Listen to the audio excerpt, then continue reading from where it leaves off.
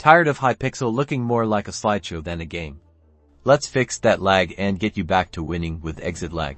First, head over to Exitlag's website. I've put a link in the description below for easy access. Download the program that's compatible with your operating system.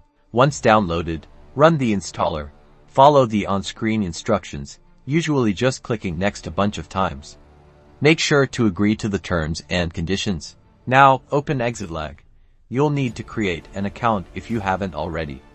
After logging in the search bar, type in Minecraft. Select the regular Minecraft option that appears in the results. This is where the magic happens. Scroll through the server list.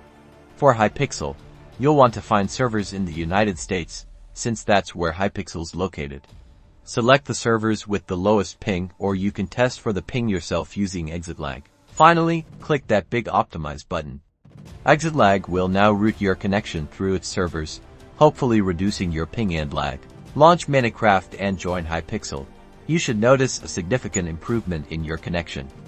If it still lags, experiment with different server combinations within Exitlag until you find what works best for you. Good luck and happy gaming.